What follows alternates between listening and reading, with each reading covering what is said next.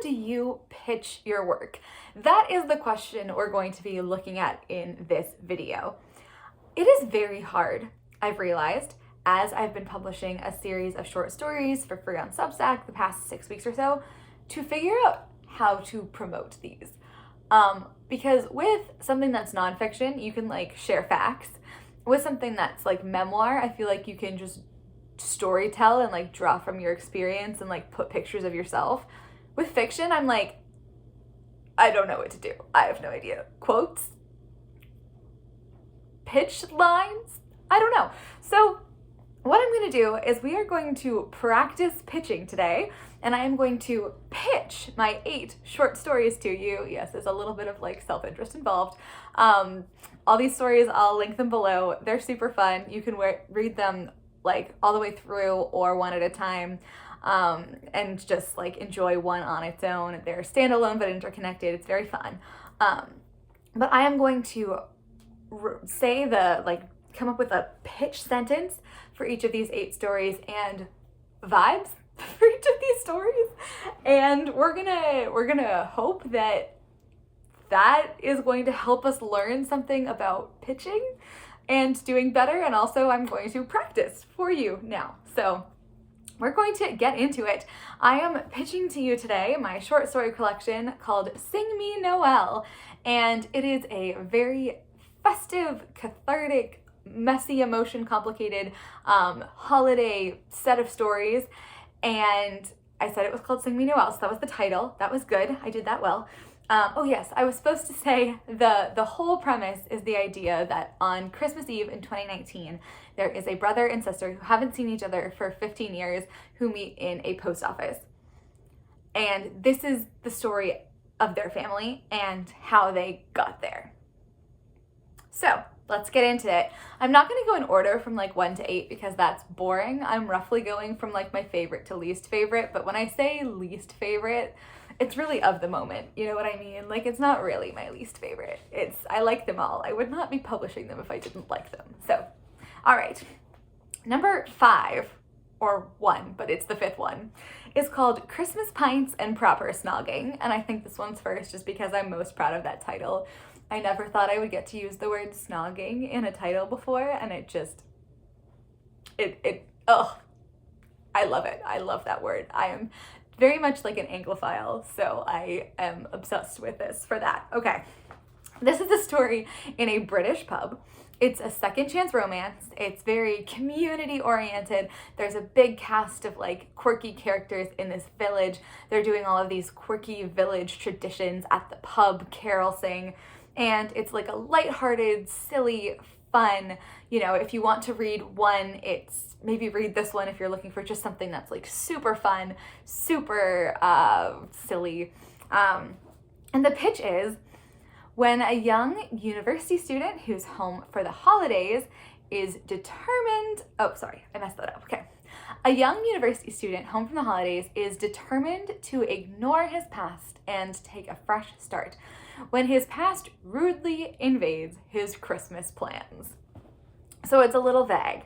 I know that that's a little bit vague. It's very hard to balance giving away what happens with not giving away what happens. I could actually just say when his ex-boyfriend turns up at the carol sing and he has to figure out what to do about that. Secret ex-boyfriend. Yes, let me try that again. Okay. A young university student home for the holidays is determined to ignore his past and have a fresh start when his secret ex-boyfriend turns up at the village pub sing. I think that's better. I think we did better. All right. Number 8. Number 8, this is the last one, and this is like the quintessential story. So that line I gave you about like brother, sister, estranged, post office, that's this story. So this is like the last one in the whole series, but it's the one we're like leading up to the entire time, if that makes sense. Which is why I had a really hard time titling it. I actually haven't published it yet. It's publishing on Monday. And so in my mind, it should just be called Sing Me Noel, because it's the last one, the quintessential one, and like that's the name of the 8th story. So the collection is called Sing Me Noel, and the 8th story is also called Sing Me Noel. However, when you like send an email, and I've been sending the email and it says like Sing Me Noel part whatever, colon, the name of the story. So I feel like saying Sing Me Noel Part 8, Sing Me Noel is like not a good subject line of an email. And so I'm debating calling it On Christmas Eve instead. So let me know what you think about that. I'm very curious.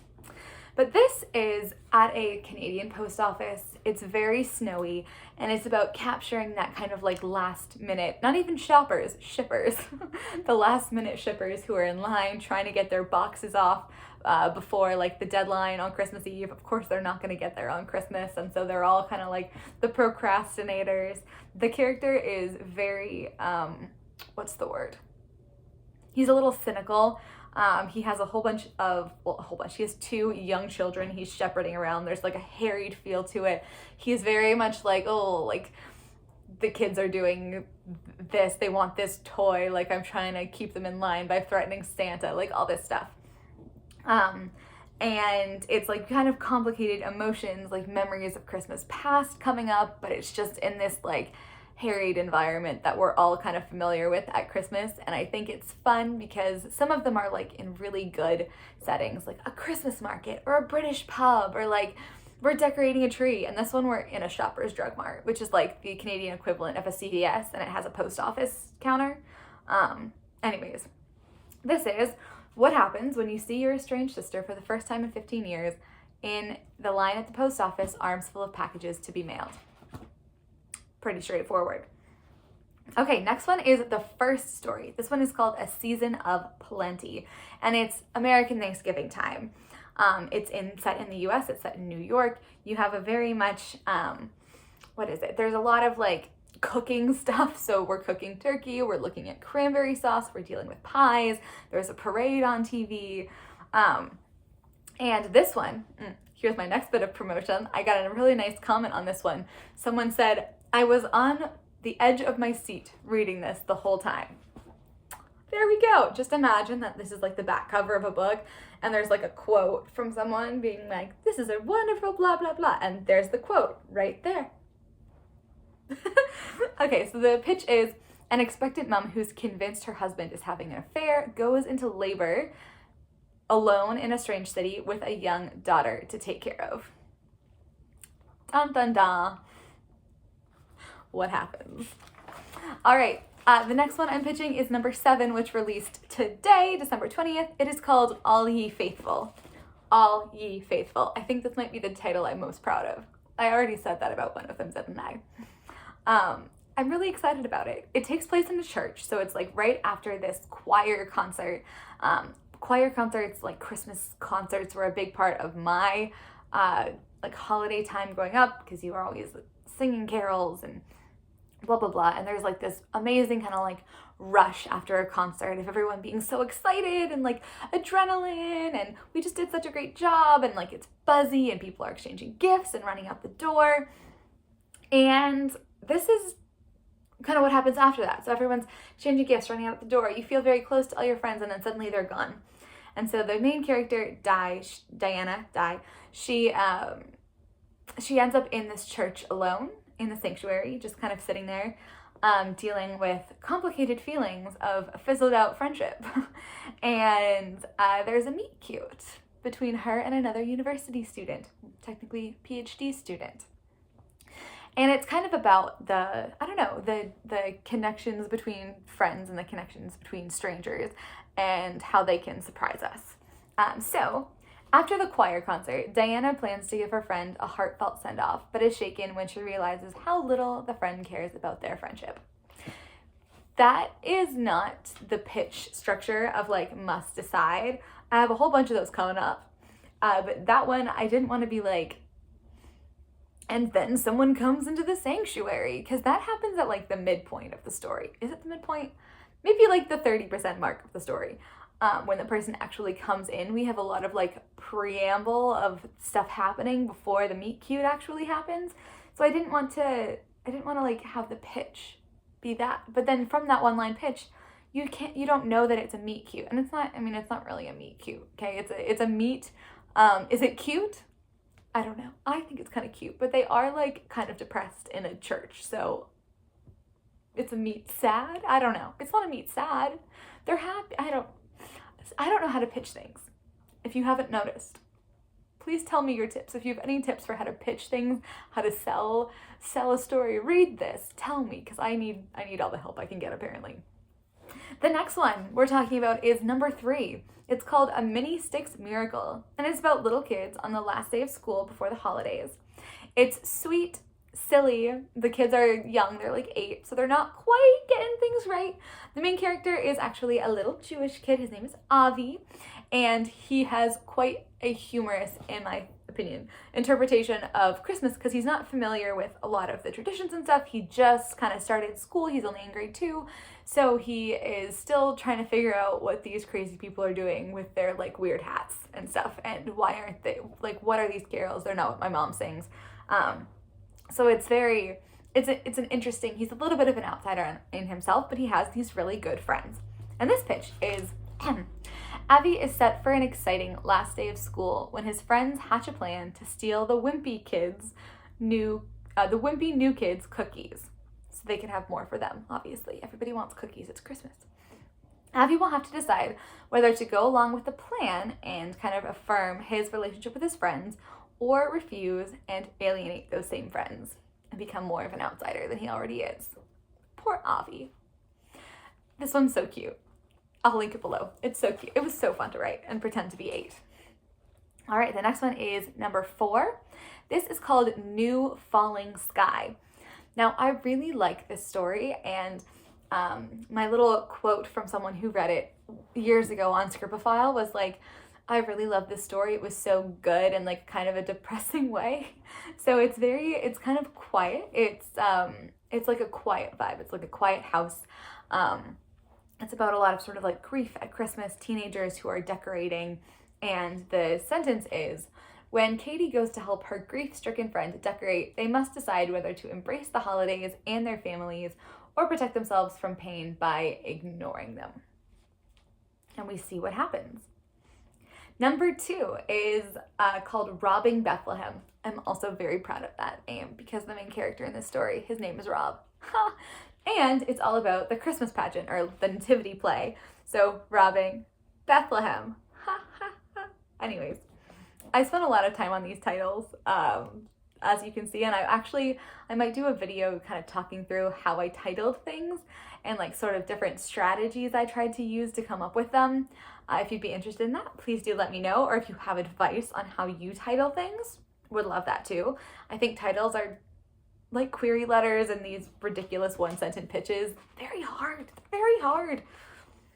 So this one is about parents of young children. It's about kind of broken and strained relationships, and it's around the Christmas pageant, so there's angel wings to liven things up a little bit. And the pitch is, when a father is confronted with his family's ill opinion of him, he must decide whether to go to the Christmas pageant and become who they want him to be, or to follow his own instincts. That was a hard one to come up with, because honestly, it's not the most likable character, especially if you read the first story and then the second story, you're like, you already don't like him. So I don't know. It's a tricky one to pitch. I still like the story a lot. I think it is very key to telling the arc of the full thing. And a lot of this was about, an exercise in empathy and trying to like explore how there are different perspectives on Christmas. So you have parents, you have children, you have teenagers, you have young single people, you have people who love the season, people who are cynical about it, people who like barely even notice it's there, or who like really wish it wasn't Christmas. So just trying to get into all of those people who are an outsider to Christmas, people who feel like one anyways. So just trying to like explore all those different perspectives. And so this is a key one from that perspective. Okay, and then finally 7 is called Love and Glühwein, inspired of course by the amazing series Love and Gelato, Love and Luck, Love and Olives. They're great YA books. These are not YA. It's more of like an adult short story. They all are adult short stories. Not that there's anything graphic about them, no. They're not adult in that sense, just like the intended target audience. Anyways, this one takes place at a Christmas market. There's snow, there's glühwein, there's little stalls full of pretty presents and sparkles and ornaments and toys. And it's just, I've been to lots of Christmas markets over in Europe, and it's just like, it's like, I'm gonna use the word excess, but in a good way. Like, there's just so much that it's just, the sights are overwhelming and just so magical.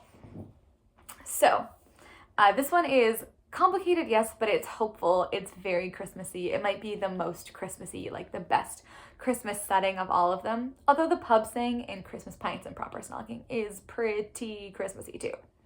So our pitch line is, as a young woman, estranged from her family, wanders a Christmas market with her new boyfriend, she must decide whether to resume contact with her family or lean into the possibility of a new one. But that's actually number 6, not number 7, because I already talked about number 7. Number 7 was All Ye Faithful. Number 6 is Love and Glühwein. Anyways, they're all going to be linked below. If you are interested in reading them, they're right there for you, totally free. Otherwise, I would love to hear about how you pitch, promote, look at promotion of fiction books, because it is a hard thing to do, I'm realizing, and I have no idea, having tried to do this, how to do it without being like, read my story, and like just post that everywhere, which I do, but I feel like that is not as effective as, there must be other strategies versus just like asking people to read. I don't know. This may be my last video of the before Christmas, so if it is, thank you so much for watching. Happy holidays, Merry Christmas, Happy New Year. Wishing you and yours an absolutely wonderful one. It's snowing here right now, which is so exciting. I'm gonna show you. Okay. Snowing! It's snowing!